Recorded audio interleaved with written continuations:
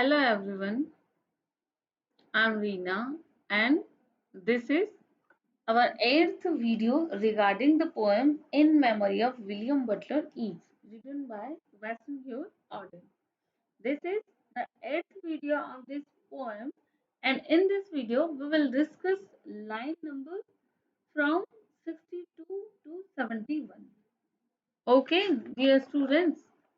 This poem contains almost 77 lines and from video 1st to video 9 we will discuss all 77 lines and is their explanation of the all lines, and in our video 10 we will discuss the critical appreciation of this poem. All of you understand very much, even too much okay तो ये हमारी 8वीं video है इस poem की। जैसा पहले ही मैं डिस्कस कर चुकी हूँ कि ये पोएम लेंदी है, 3 सेक्शन में डिवाइडेड है और ऑलमोस्ट 77 लाइंस कंटेन करती है। तो इसलिए हमें सेगमेंट्स में इस पोएम को पढ़ना पड़ेगा और ऑलमोस्ट 9 वीडियो में मैंने ये पोएम डिवाइड की है और 10th वीडियो जो है हम इस पोएम का क्रिटिकल एप्रिसिएशन देखेंगे। ये हमारी 8वीं वीडियो और इस 8th वीडियो में हम डिस्कस करेंगे लाइन नंबर 62 टू 71। ये थर्ड सेक्शन चल रहा है पोएम का in memory of William Butler Yeats. First section second section में आप देख चुके हैं कि किस तरह से पोएट ने डेपिक्ट किया है। फर्स्ट सेक्शन इस पोएम का जो है उसमें तो उस दिन का एटमॉस्फेयर जिस दिन विलियम बटलर ईट्स की डेथ हुई। सेकंड सेक्शन बिल्कुल शॉर्ट है जिसमें ईट्स की पर्सनल लाइफ को डिपिक्ट किया है और ये थर्ड सेक्शन चल रहा है जिसमें एक अंतिम विदाई के रूप में ये थर्ड सेक्शन एक फॉर्मल सा वैलिडेटरी सेशन के रूप में थर्ड सेक्शन ऑर्डिन ने यहाँ पे लिखा है। सो let's start our today's lecture and let's start the line number from 62 to 65 as you are watching on your screen here. Intellectual disgrace. Intellectual disgrace stars. Okay, ये है STARES. सो इसको आप अच्छे से स्टार्स ही देखें। वैसे आपको टेक्स्ट जो है वो बुक में मिल जाएगा तो बुक खोल के ही साथ में बैठें। Okay, get ready here along with your book and even with your notebook also, because I have shared all PDF to you on your WhatsApp groups. So note all explanation, note in your notebook, and after that along with your notes and along with your book, be with me in this video. Not only in this but in my all video you have to follow this process.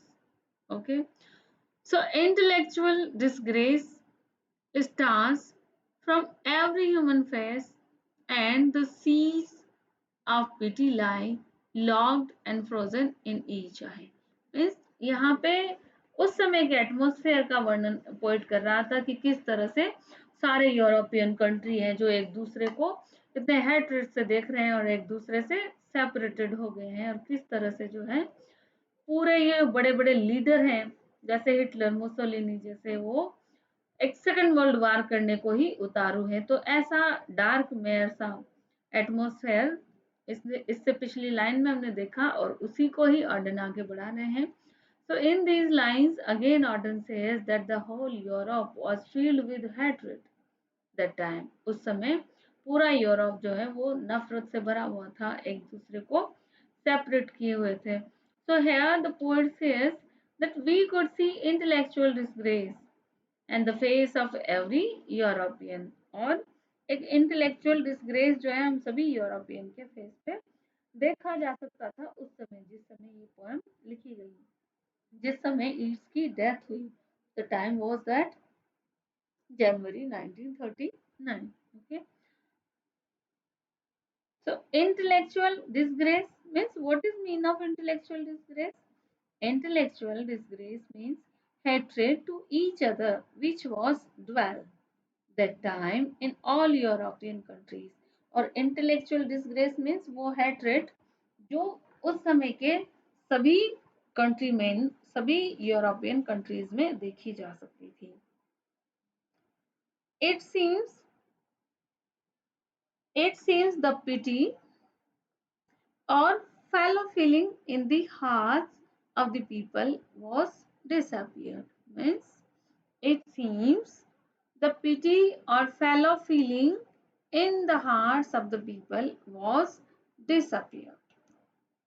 और इस तरीके का माहौल जो है, कैसा hatred का माहौल उस समय बन गया था 1939 में, जब ईस्ट की डेथ हुई और किस तरह से पूरा संसार जो है सेकेंड वर्ल्ड वार के ब्रिंक पे था, सेकेंड वर्ल्ड वार होने ही वाला था. तो एक तरह से यहाँ पे पोएट उस समय कहना चाहते हैं सिर्फ इतना कि पोएट का ईस्ट का डेथ का जो टाइम है वो ऐसा टाइम है कि पूरे यूरोपियन कंट्रीज में बहुत हैट्रेड फैला हुआ है, जेलसी फैला हुआ है और सब कंट्रीज ने एक दूसरे से सेपरेट कर लिया है. और ऐसी सिचुएशन में ईड्स की मृत्यु हुई है और ईड्स की मृत्यु पर किन लोगों द्वारा शोक मनाया जाएगा ये कहा नहीं जा सकता, क्योंकि उस समय लोगों के बीच, लोगों के दिलों में कोई पिटी, कोई सहानुभूति, कुछ ऐसा बचा ही नहीं था. तो इसलिए एक फॉर्मल सा फेयरवेल यहाँ पे ऑर्डन देना चाहते हैं ईड्स को कि ईड्स आपकी मृत्यु पर, क्योंकि उस समय सिचुएशन ऐसी है कि पूरा संसार सेकेंड वर्ल्ड वार के ब्रिंक पे है, सब लोगों के दिलों में नफरत भरी है.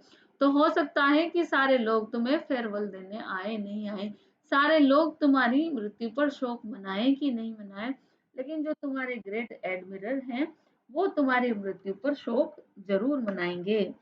और तुम्हारी पोएट्री तुम्हारे एडमिरल्स के द्वारा ही अब जज की जाएगी. तुम्हारे एडमिरल ही तुम्हारी पोएट्री को ऑल ओवर दी वर्ल्ड फैलाएंगे, उनके द्वारा ही. मीन्स तुम अब तुम्हारे एडमिरल के दिलों में ही याद रखे जाओगे, उनके द्वारा ही तुम्हें तो कैरेक्टराइज किया जाएगा. तो ये थी लाइन नंबर 62 टू 65. अब देखिए अगली जो नेक्स्ट लाइन है फ्रॉम 66 टू 71, उनमें क्या कहा गया है. Fellow poet sorry follow poet follow right to the bottom of night. Bottom of night means night कौन सा, उस समय का सिचुएशन, उस समय का यूरोपियन एटमोस्फेयर जो था, जो बिल्कुल इतना डार्क और इतना नाइट मेयर की तरह हो गया था. एक नाइट से यहाँ पे ऑर्डर ने कंपेयर किया है उस सिचुएशन को, जो डार्क सिचुएशन उस समय बनी उसको. सो ऐसी सिचुएशन में हमें क्या करना है, ऑर्डन क्या कहता है कि ऐसी सिचुएशन में आपको क्या करना है, follow poet and follow right. आपको पोइट को फॉलो करना है, पोएट्री को फॉलो करना है और राइट को फॉलो करना है. मीन्स पोएट्री क्या होती है, फुल ऑफ इंस्पिरेशन होती है, आपको राइट पाथ पे ले जाती है. आप कितने ही इल्यूजन में हो, कितने ही डेल्यूजन्स में हो, लेकिन राइट पोएट्री आपको राइट वे दिखाएगी, आपको राइट वे ऑफ लाइफ दिखाएगी और आप उस नाइटमेयर से और उस कंफ्यूजन से निकल पाएंगे. तो यहाँ पे it is just an appeal of order to the people. सब लोगों से एक अपील के रूप में कि फॉलो पोइट फॉलो राइट. आप सब इतनी बॉटम ऑफ द नाइट की सिचुएशन में जो है, पूरे यूरोपियन कंट्री जिस डार्क सिचुएशन में है, वहां आपको पोइट को ही फॉलो करना है, पोइट्री को ही फॉलो करना है. मीन्स यहाँ विद स्पेशल रेफरेंस ऑफ की Yeats poetry, William Butler Yeats की पोएट्री जो इंस्पिरेशन से भरी हुई है. तो कहने का मतलब है कि इस सिचुएशन में ईट्स की पोएट्री या अन्य सभी पोएट्री जो है उसी को ही फॉलो किया जाना चाहिए, ताकि हम राइट वे में, राइट डायरेक्शन में जा सकें, कंफ्यूज ना हो. With your unconstraining voice still persuade us to rejoice, and with the farming of a verse, and make a vineyard of your curse. मैं इन लाइन में जो है एक इम्पोर्टेंस ऑफ पोएट्री ऑर्डन के द्वारा दिखाई है.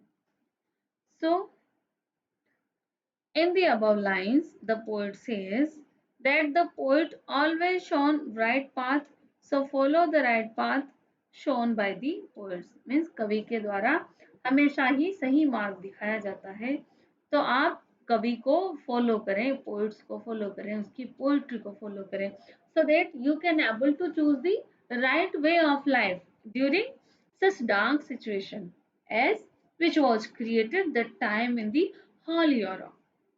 So, although the time is full of hatred and suspicion, but noble poetry will develop feeling of love, pity and sympathy to each other. कि जो कि सिचुएशन तो कैसी है उस समय की, बहुत हेट्रेड की है, बहुत एक सेपरेशन की सिचुएशन है, लेकिन फिर भी अगर आप नोबल पोएट्री को फॉलो करोगे तो नोबल पोएट्री आपके अंदर फीलिंग डेवलप कर पाएंगी। किस किस की feeling? Feeling of love, feeling of pity and feeling of sympathy. तो इसलिए आपको गुड पोएट्री और पोएट को ही फॉलो करना है। Our heart will always be filled with love and sympathy due to the noble poetry, और noble poetry के कारण हमारे हार्ट हमेशा लव, सिंपैथी और पिटी से ही भरे रहेंगे in spite of the hour of war.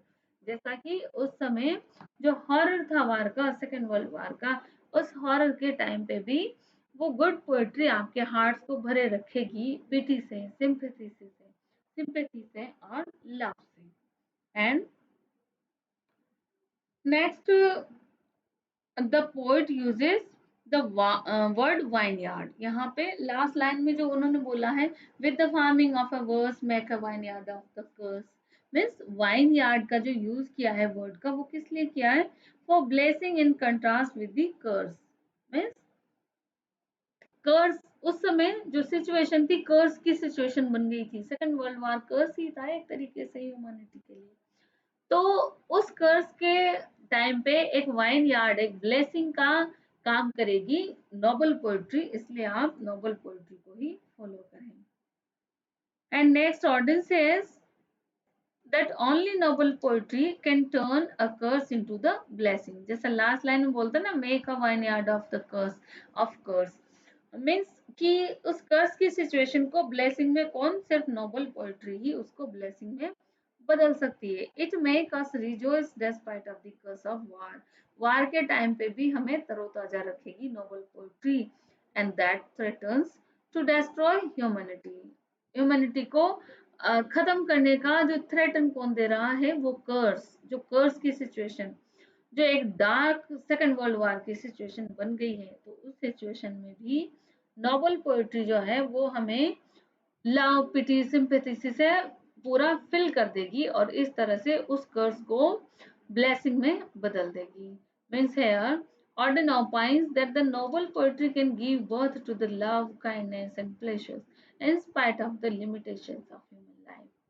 यानी नोबल पोएट्री जो है वो आपके हार्ट को भर देगी, इंसान के लाइफ को भर देगी लव से, काइंडनेस और प्लेजर से।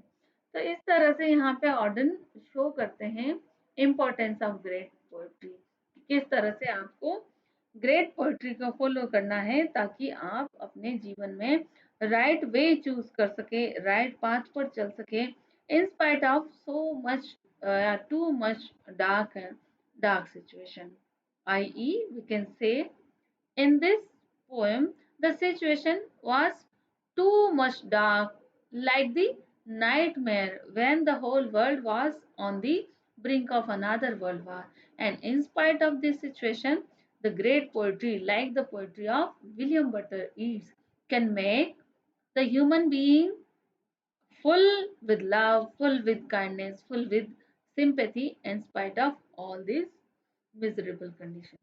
So here we can see the Auden wants to say, Auden proves here the importance of great poetry, importance of noble poetry.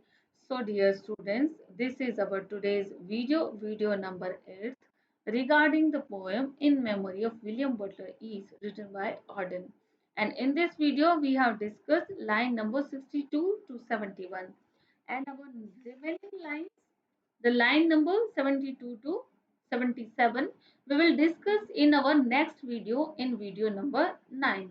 So enjoy your studies and be with me in next video. Till then, bye.